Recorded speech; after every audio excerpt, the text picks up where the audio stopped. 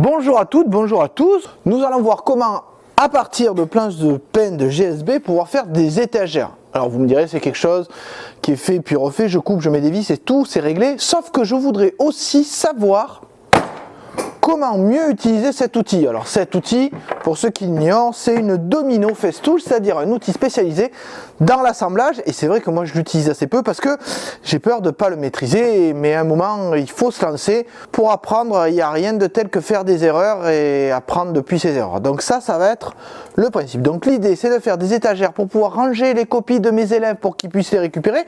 Parce que là, dans ma classe, c'est le BINS. Pour pas dire autre chose, et surtout d'avoir des étagères que je peux empiler. On voit ça tout de suite après le générique. Première chose, il faut d'abord avoir un petit plan. Alors déjà, ce sont des planches, je ne sais pas si vous le voyez bien, qui font 160 de haut par 30 de profondeur par 1,8 cm d'épaisseur. Alors c'est justement ce qui m'intéressait, c'est les 30 de profondeur, parce qu'une feuille A4 fait 29, quelque chose. Donc ça veut dire que si je pose une feuille A4, elle rentre pile poil dans cette longueur là. Donc la feuille dépasse un peu ou pas, c'est très bien. Il faudra que je mette juste la planche au fond et pas à l'intérieur. Donc ça veut dire que mes feuilles seront dans ce sens là. Ça veut dire que pour mon étagère, il faudra que j'imagine donc ici, là, ici, comme ça, une étagère ici, une étagère là, et là un système qui permet d'emboîter les étagères. Et ici, je pense que je ferai des trous, ce qui me permettra de tester ce kit là pour faire des trous au système 32, c'est-à-dire des trous toutes les certaines distances, et de mettre des étagères où on le voit ici, de mettre des portes, etc. Mais bon, moi ce qui m'intéresse, c'est l'écartement. Je pourrais aussi vous montrer comment fonctionne ce bricot. Donc on a ici le plan. Donc là, il faut imaginer que ma largeur va être de 22-23 cm, pas plus. Ce qui fait qu'à partir de là, je vais pouvoir prévoir un plan de découpe, voir comment je vais découper mes planches. Je n'ai qu'à déterminer quelle hauteur je veux à peu près. Donc on va imaginer que là, je peux mettre 2 étagères, là 2. Donc je vais déterminer mes hauteurs, mes découpes, et on se retrouve au moment de la découpe justement. Après de nombreux calculs très savants, finalement j'ai décidé de faire une hauteur de 50. On verra bien ce que ça donne comme étagère après tout. Puis le fait maison, c'est aussi fait pour se tromper. Donc il se trouve que j'ai besoin de 2 morceaux à 50, 2 morceaux à 23 cm et un morceau à 28,6 qui correspond au 23 plus 1,8 plus 1,8 étant l'épaisseur de la planche. Alors pour couper des planches, je vais donc utiliser bien évidemment ce que j'ai comme outil de découpe, un peu overkill mais très efficace. J'aurais pu utiliser ma scie anglais, mais là je suis pas dans mon atelier, j'ai pas mon établi. J'ai pas tout ce qu'il faut. Par contre, pour couper des planches exactement à la même taille et être sûr de ne pas se tromper, je vais fixer mes 2 planches en même temps. Comme ça, je suis sûr de faire la même longueur. C'est comme ça qu'on est certain de ne pas se tromper dans ces longueurs. C'est-à-dire que même si je fais 50, quelque chose dans ma coupe, c'est pas grave, puisque comme j'ai coupé mes 2 planches en même temps et qu'elles étaient fixées ensemble, elles font la même longueur. Donc pour les côtés, ça sera très bien. Il faut bien évidemment avoir 2 planches pour pouvoir le faire, et comme elles sont vendues par 3, ça sera très bien.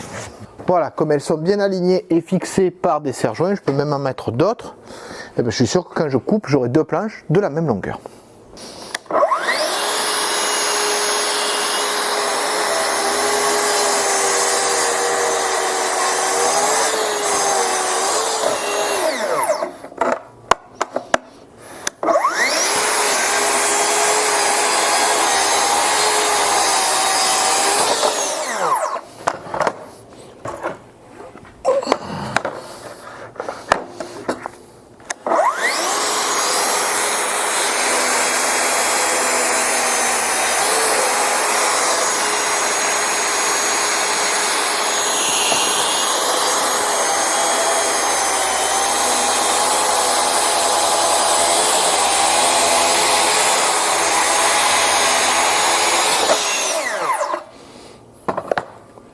Il me faut une planche martyr. Alors je sais que la dernière planche doit faire 28,6 parce que c'est 23 plus 1,8 plus 1,8. Alors 28,8 24, 26. Alors, pour pas se tromper, j'ai donc une étagère ici, mon étagère de 23, qui sera mon étagère interne, plus une épaisseur de bois,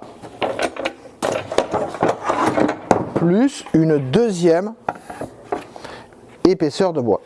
Donc là, je suis sûr de tracer la largeur de mon étagère, de ma partie qui sera en haut, le plus justement possible, et de ne pas me tromper en faisant des cotations, par exemple, des fois qui peuvent être un peu malheureuses. Il suffit de tromper de 2 mm sur un truc, et c'est pas drôle. Je peux bien évidemment vérifier. Ah, 26,8. Ben oui, et oui, pas 26. Évidemment, je le savais. C'est pour les besoins de la vidéo que je me suis trompé, pas autre chose. De même, vous avez vu que couper dans le vide, c'est pas terrible, puisqu'il y a toujours un petit morceau qui reste. Donc il suffit que j'ai une planche martyre qui va être découpée en même temps que ma coupe, et dont j'ai rien à faire. Alors, ça pourrait être cet établi, mais le pauvre, il a déjà assez souffert. Donc je vais récupérer une vieille planche qui ne me sert plus, et ça me servira à faire ma planche martyre. Petit détail, on peut vouloir régler la profondeur de coupe pour pas tout massacrer. Donc pour régler la longueur de coupe, vous utilisez votre règle, vous posez votre scie comme ça, vous la baissez jusqu'à toucher votre planche martyre, et vous pouvez régler ici votre bloqueur. Vous voyez qu'il y a quelque chose qui bloque, et là normalement c'est réglé. Du coup, il ne reste plus qu'à mettre en place sa règle.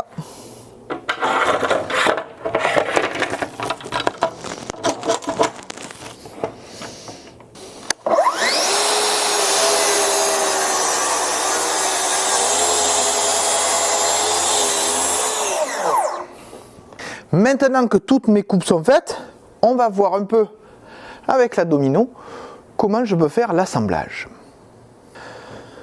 C'est donc un excellent outil qui va permettre de creuser dans le bois des encoches oblongues, je vous montrerai un peu plus tard, qui permettent de mettre ce qu'on appelle des dominos, à savoir des morceaux de bois qui vont servir de faux ténons pour assembler des morceaux de bois. Donc le principe, pour bien comprendre comment fonctionne cette machine, est de savoir qu'il y a toujours une phase de référence sur laquelle on va venir s'appuyer et qui va être alignée avec l'autre phase de référence avec laquelle on va l'associer. Donc là, si j'imagine ce petit meuble tel quel, il va être assemblé avec ça, comme ça. Vous voyez, je le fais de façon très grossière. Ça, comme ça. Après, il va y avoir une étagère ici et une tout en bas. Donc, première étape est de savoir où est-ce que je vais mettre les dominos. Donc là, je vais chercher un crayon. La malédiction du crayon. Donc, première chose, je vais mettre des dominos ici et ici. Et ici et ici. Et par contre, sur ces morceaux-là, je vais mettre des dominos ici, ici, puisque la planche viendra comme ça. Donc il faut bien que je fasse attention à quelle est ma planche de référence. Et bien évidemment, sur l'autre, je viendrai en mettre ici et ici. Par contre, pour celles-là qui seront à l'intérieur, comme ça, je vais mettre un domino ici et ici, et j'en mettrai ici et ici pour pouvoir mettre mes planches comme ça. Donc vous le voyez, là, j'ai déjà déterminé comment j'allais faire mes perçages et comment j'allais pouvoir faire mon assemblage. Petit détail, j'avais dit que j'aimerais avoir des meubles qui puissent s'empiler. Donc pour qu'ils puissent s'empiler, on va imaginer que je vais faire des trous ici et ici pour mettre des dominos qui serviront de pied, si jamais le meuble est posé tel quel, mais qui pourront s'incruster dans des encoches que je ferai là, là, là et là, si je veux empiler mes meubles les uns avec les autres. J'ai aussi dit que je ferai des trous avec le système 32, donc avec cet outil-là, pour pouvoir, si j'ai envie, installer des étagères en plus entre deux en mettant des petits taquets. Donc c'est ce que je vais faire tout de suite. On va déjà voir comment fonctionne cet outil là. Donc, il va falloir que je choisisse les surfaces de référence. Voilà, j'ai là des gabarits qui me proposent plusieurs tailles de trous et la domino après aussi. En fonction de ce que je veux faire comme encoche dans mon système. Alors, cette règle est composée de trous et d'une butée derrière et d'un système qui va pouvoir avancer de façon régulière et percer à chaque fois au même endroit. Pour avoir la profondeur du trou, je peux choisir ici ce que je veux comme gabarit. Donc moi je vais me baser sur des trucs standards, les petits taquets de chez Ikea qui sont en 5 mm. Donc vous avez compris comment ça fonctionne. Je mets mon gabarit pour faire des trous de 5 mm. Je le visse pour pas qu'il bouge. Là vous remarquez que j'ai un endroit qui peut remonter et descendre. Hein. Je glisse ça, l'encoche. Et quand je soulève, je peux le déplacer à chaque fois. Là, ça va aller dans un trou et je vais percer juste à côté. Il suffit que je mette ça correctement positionné. Donc ça aussi, ça veut dire que ça sera la surface. Ça sera la surface intérieure de ma planche. C'est important pour quand je ferai mes trous de domino. Bon, ben j'ai plus qu'à utiliser ça pour faire mes trous. Mais avant ça, pour être sûr de ne pas avoir de soucis, on fixe le tout avec un serre-joint. Ah, par contre, ouais. Ah, j'ai oublié. Faut aussi penser à régler la profondeur du bins.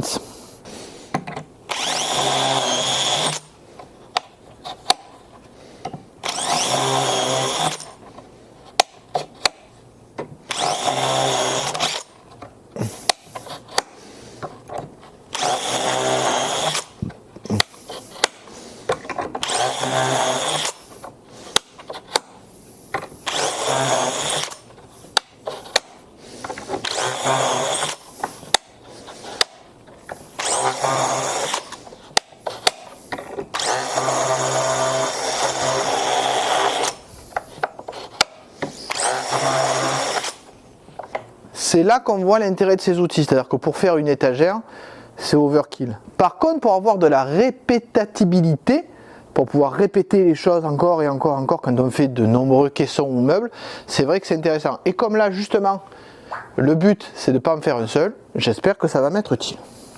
Ça y est, donc j'ai fini ma série de trous. Même sur l'autre plan, je me suis trompé parce qu'effectivement, il faut bien faire attention que le repère soit bien calé ici, sinon vous décalez tous vos trous. Il faut les refaire, mais bon, c'est comme ça qu'on apprend. Quand vous serrez votre serre-joint rapide, quand vous faites comme ça, faites attention, il y a un petit mouvement ici qui fait que vous pouvez décaler l'objet que vous êtes en train de serrer. Bref. Donc je vais passer à la domino. Donc on considère que ça c'est le panneau intérieur. D'accord? Donc ça veut dire que je vais tout aligner par rapport à celui-là, à ce côté-là, l'extérieur. Il faut que je détermine qu'est-ce qui va être en haut, qu'est-ce qui va être en bas. Donc on va dire par principe que là ça va être en haut, intérieur, là ça va être le haut, et là ça va être le bas. Là ça va être l'arrière, et là ça va être l'avant.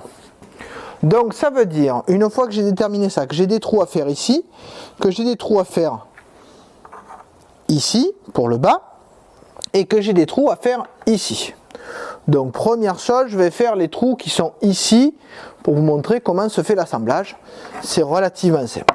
Donc première chose, je mets ma planche là. Faut que je la cale, faut que je la tienne, qu'elle ne bouge pas. Alors vous remarquez que j'ai fait dépasser ma planche un peu parce que ma domino va venir en appui ici. Première erreur, vous remarquez, première erreur, je ne suis pas sur ma phase de référence. Mon alignement n'aurait pas été bon. Donc il faut bien mettre en haut ma phase de référence, celle sur laquelle la domino va venir s'appuyer. Vous voyez qu'il faut faire les choses dans l'ordre. Comment ça fonctionne? Il se trouve que cette domino, c'est une fraiseuse qui fait que quand je vais appuyer comme ça, vous avez une mèche ici qui va sortir et qui va creuser le bois. Et cette mèche va avoir un mouvement comme ça. Est-ce qu'on peut le voir? Est-ce qu'on peut le voir?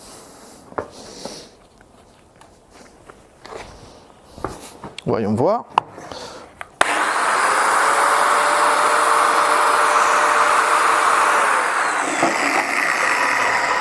Et c'est ce mouvement qui fait qu'on va pouvoir mettre des éléments oblongs à l'intérieur. Par contre, ça nécessite obligatoirement un aspirateur branché dessus, parce que ça fournit beaucoup de copeaux, il faut pouvoir les éliminer. Voilà. Et ça nécessite des réglages. D'abord, un réglage par rapport à où je veux faire le trou. Là, je vais pouvoir m'appuyer sur le bord de la planche à l'aide de ces tenons pour être sûr d'avoir toujours le même écartement. Et ça nécessite un réglage ici. Si jamais mes planches ne sont pas à 90, là mes planches sont à 90, c'est le plus simple. Et aussi un réglage ici en profondeur. Donc si je veux être à peu près la moitié, elle fait 18, je le règle sur 9 mm. Voilà, sur 9 mm. Et du coup, je suis à peu près à la moitié de la planche. Donc maintenant, je n'ai plus qu'à utiliser ma domino pour faire mes deux premiers trous de domino. Donc je cale ici. Dessous, j'ai ma butée blocage, j'appuie ici. Ici, je veux des dominos qui soient pile poil à la bonne taille. Je vais régler la profondeur. La profondeur ici sur 25 sont des dominos de 40 et les autres, je mettrai sur 15. Ça permettra d'avoir des dominos qui s'enfoncent un peu moins. Donc, hop.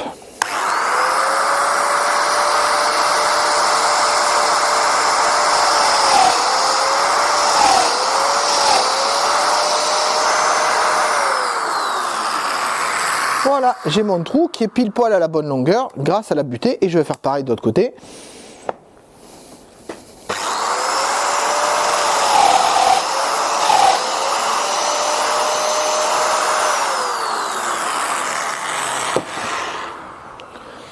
Donc là, j'ai percé mes deux côtés. Maintenant, je vais percer la planche qui va aller en haut.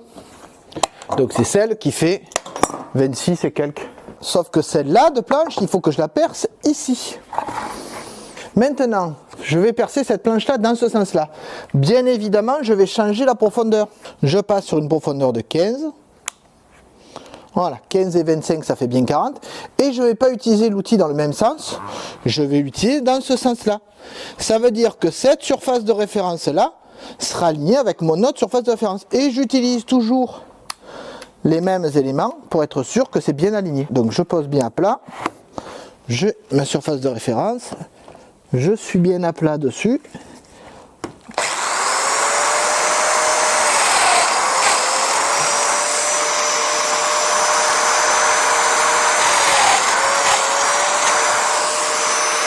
Je peux même utiliser l'établi pour augmenter ma surface de référence.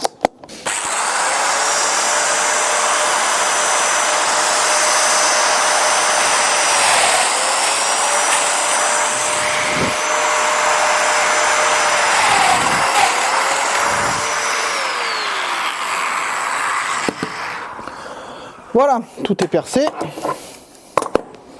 Donc je vais chercher les dominos.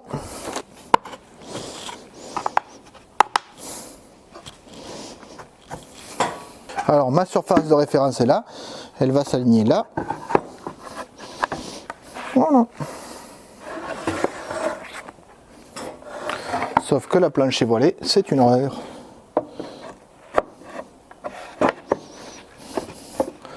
Voilà, mon assemblage est fait. Donc maintenant que vous avez compris ça, vous voyez que l'alignement est bon ici et bon ici. Là, l'alignement a un petit souci parce que la planche est voilée. Donc maintenant, ce qu'il me reste à faire, c'est les trous ici pour imaginer quand je vais empiler et les trous ici et ici pour pouvoir mettre les planches au milieu. Mais alors là, du coup, ça ne va pas être les mêmes réglages.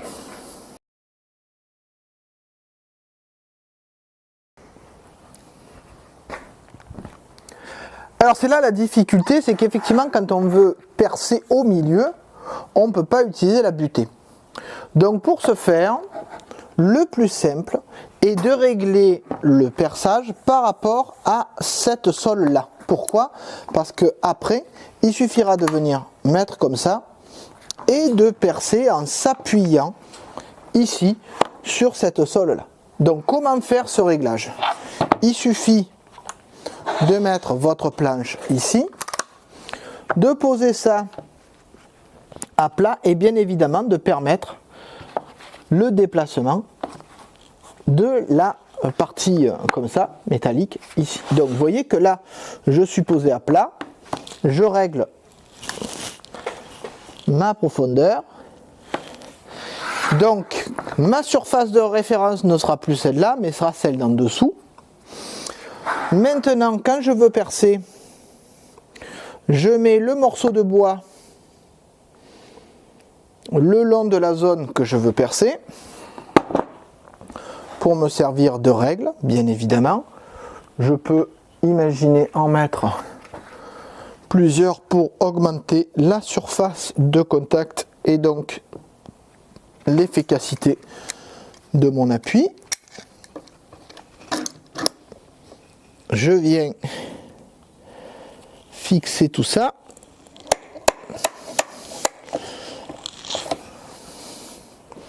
Voilà, donc pour le perçage, le réglage est fait. Je viens comme ça. Je vais utiliser encore une fois les butées pour être à la bonne largeur. Je pense à régler ma profondeur, erreur souvent commise, et je perce.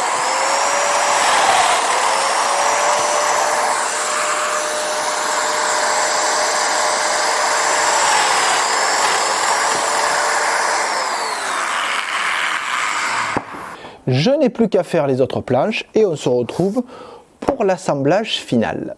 Alors vous allez me dire oui mais là c'est tout ça etc. Mais tu as parlé du fait de les empiler. Oui, alors je vais utiliser pareil des dominos pour pouvoir creuser des pieds ici qui après pourront s'incruster dans la planche du haut.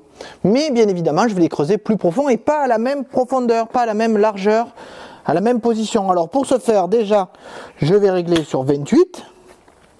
Ensuite je vais faire un premier pré-trou tout petit qui va permettre à ici ma marque de venir dans ce creux et de me faire un deuxième trou. Voilà, comme ça je suis sûr d'être bien positionné.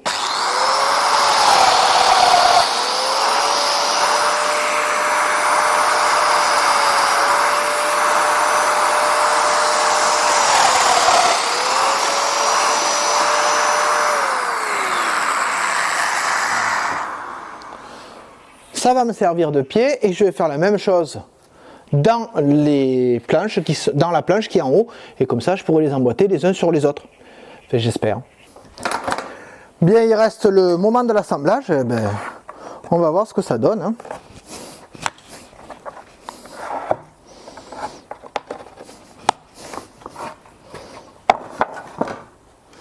Oh, j'ai oublié des trous et j'ai pas marqué la surface de référence. Ah purée, quelle tâche. Donc je vais être obligé de la chercher. Apparemment c'est pas celle-là.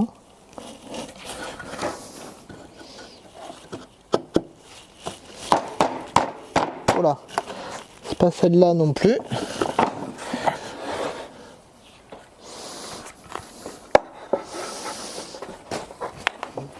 Ah mais non, forcément, puisque j'ai pas les trous. Ah, je fais exprès, c'est pas possible. Ah ouais, parce que même pas coller les dominos, ça tient bien quand même. Hein. Oui, voilà. Donc la surface de référence, c'est celle-là.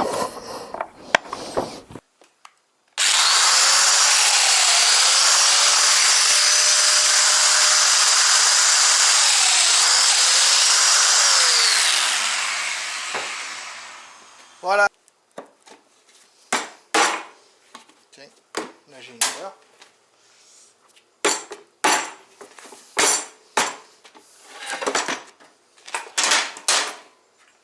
Et en fait, voilà, j'ai ma boîte, ça n'a pas été sans mal.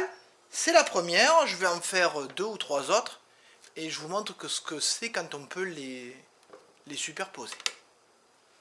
Et toujours marquer sa surface de référence à la festoune domino. Oui, parce que si on ne les marque pas, les surfaces de référence, eh ben c'est n'importe quoi dans l'alignement. Voilà, donc pas de gros mots, parce que sur cette chaîne, on n'est pas comme ça. Ça y est, j'ai pu finir mes bricolages. Donc vous le voyez ici, j'ai fait 4 étagères différentes. Et le gros avantage de la Domino Festool, c'est qu'une fois que le réglage est fait, on peut très facilement faire des séries. Oui, pour faire le premier, il m'a fallu à peu près 1h30, le temps de faire les cotes, les découpes, etc. Pour faire les 3 suivants, il m'a fallu 1h30, sauf que j'en ai fait 3. Donc, à partir du moment où on fait bien attention, faire attention, ça veut dire bien garder la surface de référence, savoir où j'ai posé ça pour bien l'aligner. Donc je disais, à partir du moment où on fait attention, il est facile de faire toutes ces planches, de faire des séries, etc. Donc est-ce que la Domino Festool est utile pour quelqu'un qui fait un meuble par mois? Non. Par contre, pour quelqu'un qui effectivement veut faire de la série, même de la petite série, ou veut faire des assemblages sans utiliser de vis, là j'ai utilisé uniquement des dominos et de la colle et c'est très résistant. Donc vous voyez qu'on peut avoir quelque chose de très sympa. De même, si vous trouvez cet accessoire, oh là là, je le fais apparaître, c'est magique. Si vous trouvez cet accessoire, vous pouvez bien évidemment avoir des meubles qui seront démontables. Bon, c'est pas donné, hein. J'ai pas encore essayé, je ne désespère pas un jour, mais ça permet d'avoir l'idée d'avoir quelque chose qui est démontable et donc plus facilement transportable. De même, j'ai utilisé la domino, vous voyez, pour faire des petits creux ici sur le dessus du meuble. Pourquoi? Parce qu'en fait, dessous le meuble, ce sont des pieds en domino. Alors qu'il va falloir que je coupe à la même hauteur pour pas qu'il soit un peu bancal ce meuble.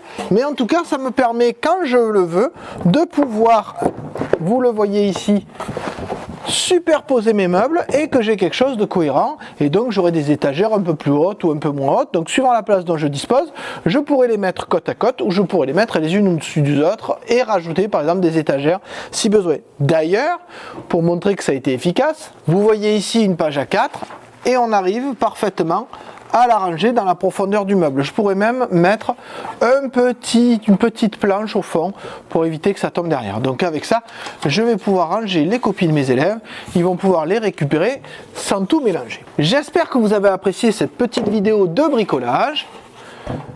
Que vous voyez qu'on peut, quand on fait les choses maison, mais avec passion, on peut arriver à faire des choses très sympathiques dans une demi-journée, par exemple. Si vous avez apprécié ce contenu, n'hésitez pas à mettre un like, à commenter, à le partager, à vous abonner, parce que ça donne de la lisibilité à la chaîne. Et puis, ça fait toujours plaisir d'avoir des abonnés en plus, on va pas se le cacher, hein. Bientôt le million, ou pas. Mais bon, toujours est-il que si vous avez apprécié ce type de vidéo, je vous dis à bientôt.